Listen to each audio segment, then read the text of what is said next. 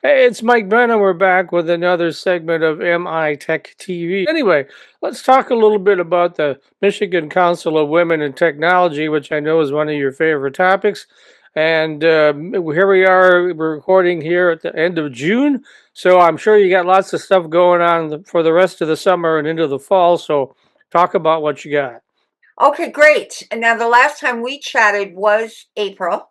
Um, and there's at least one thing I'm going to talk about that I had given an early view of, actually two. And then a bunch of several things, then several big things for us occurred in May and June. And in May, as you know, we give scholarships every year to either undergraduate or even graduate students, women only, because we are the Michigan Council of Women in Technology, and we're here to help women join STEM fields.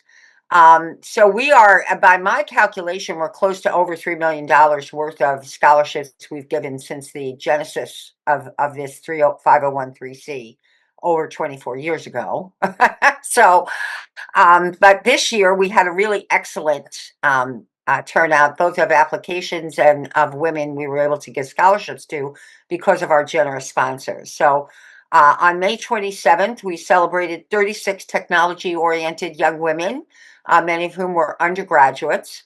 Um, and the event where we were talking about their scholarships and formally awarding them the scholarships, they already knew, obviously, took place at Yazaki North American headquarters, because Yazaki and Blue Cross Blue Shields of Michigan were our co-hosts for that particular event. But 36 is a great number for us. All of these young women are pursuing degrees that will prepare them for future careers in things like robotics, computer science of all kind, data science, cybersecurity, software engineering, and of course, AI.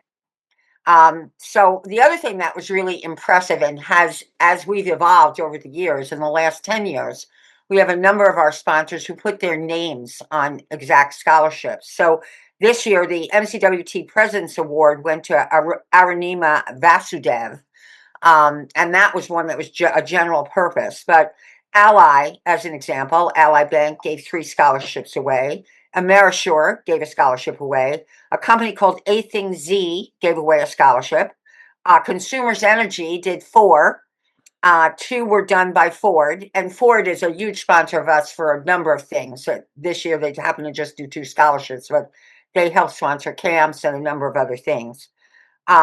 Detroit Diesel and Daimler Truck did 4. GTS did 1. Little Caesars, again, a big sponsor of ours for a number of other things, did 1 scholarship. Masco did 4.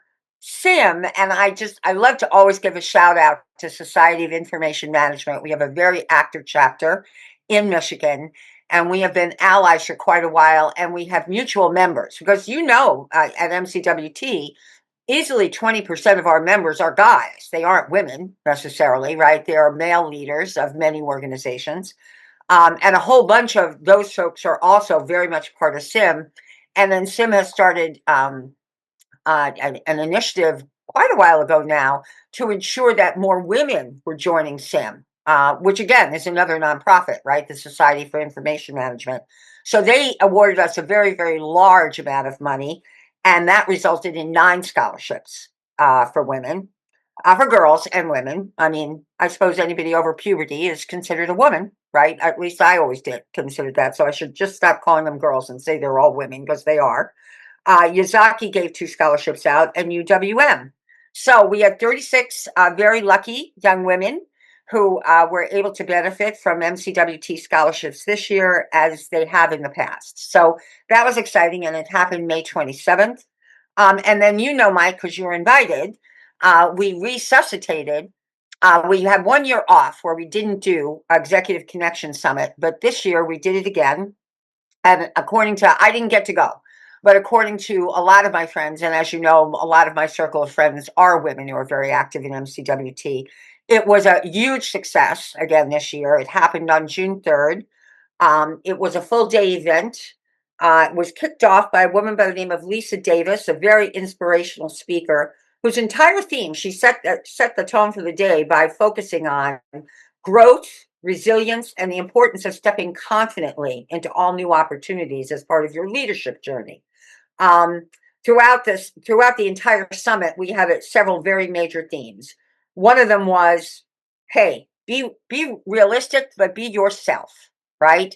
We're not suggesting that you don't get inspired and you don't have big goals, but bet on yourself and be as transparent and authentic as you possibly can, which means continue to consistently learn, stay curious, and recognize the value of building professional networks like MCWT offers, right? And how important networking is as you continue to progress in your career. Because in fact, oftentimes at networking events, that's when I know for me, many new ideas would spring. When Rosemary Bayer and I founded Arden Cause, it happened truly because we met through networking. We were very active in a 501(c) as a, on the side of our careers. And many of our new ideas came from all the things we learned from all the people we met at events like ECS.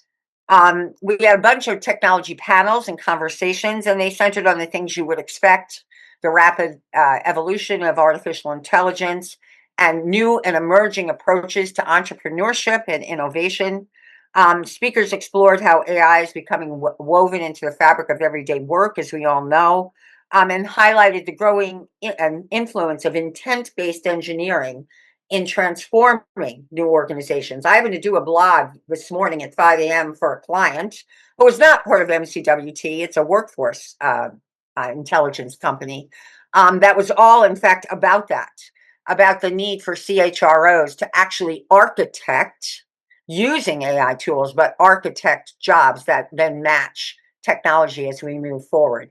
In any case, by the end of that particular day, which was a very long day for 500 to 700 people who flowed in and out, one message was pretty clear. Transformation is not a distant goal. It's here. It's today. And, die or survive.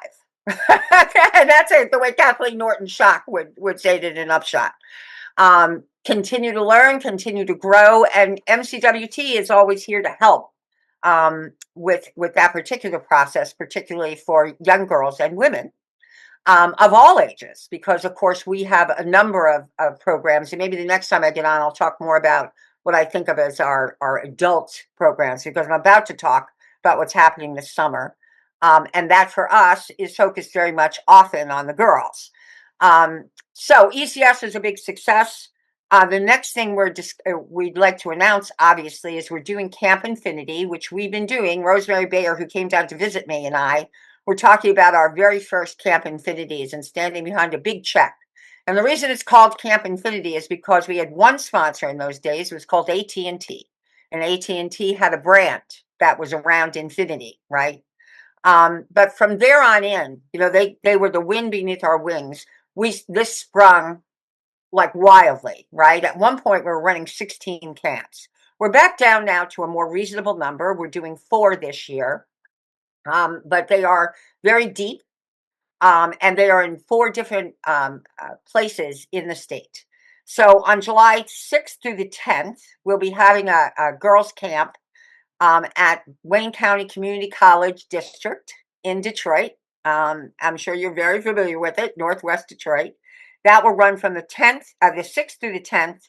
It will handle girls from grades 4 all the way through grade 12.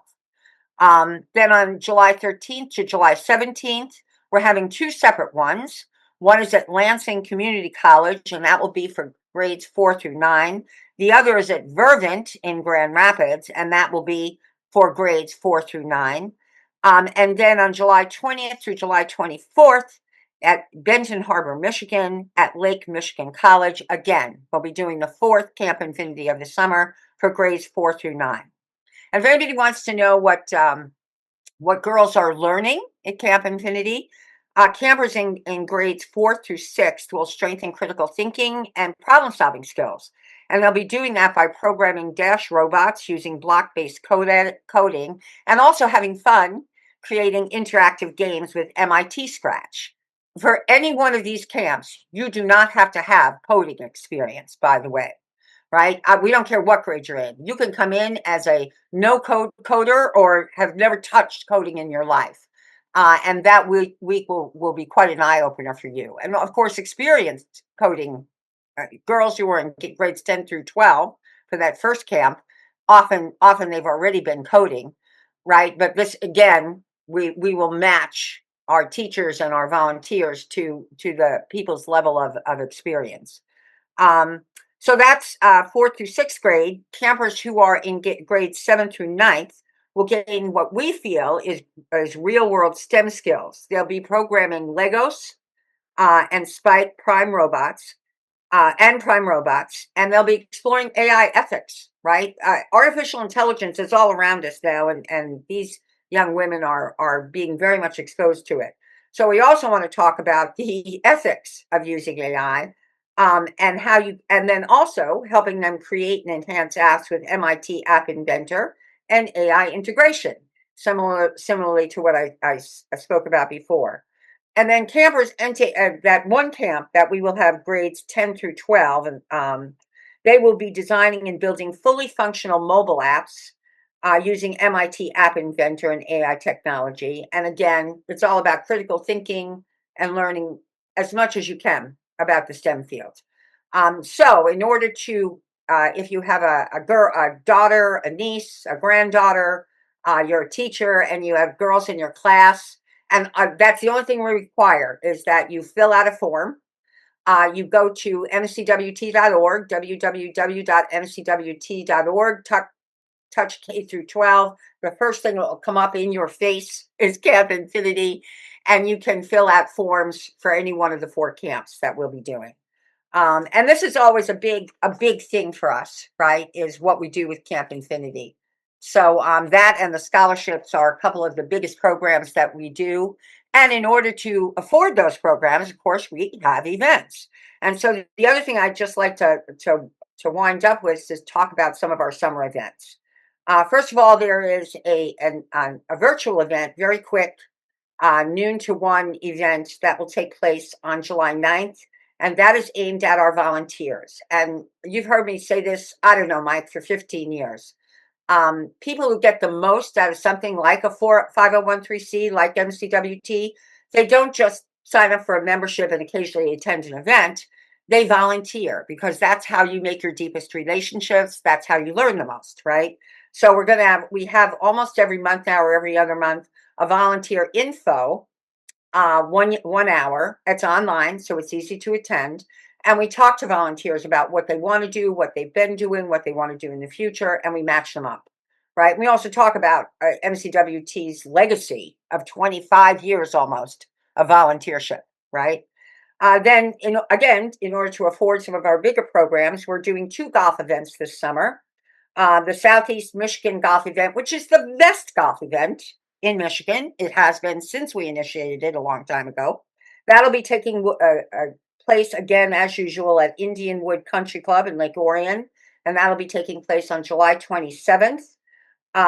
We have already sold 12 sponsorships because most of the people who I mean, we get requests for sponsorship in January, and we don't even have our packages done because most organizations who have ever sponsored an MCWT golf event meet a lot of people, get a lot of exposure. It's really an excellent opportunity for them as well, and then they're giving back in a great way, right? So there are 8 available sponsorships today, and in order to qualify for those, it's very easy to do. Again, you go to mcwt.org, you touch events. It will be one of the first couple of things that'll come up. There'll be a place where you can touch. And if you want to explore sponsorships, all the instructions are there. And then we're doing another one of those, as we've done over the last 6 or 7 years now, almost every year. We're doing a West Michigan golf event, very, very similar, at the Stonewater Country Club, which is in Caledonia. And that'll be taking place on August 17th. So if you want to golf in Caledonia, I would suggest also getting to our website and signing up to go.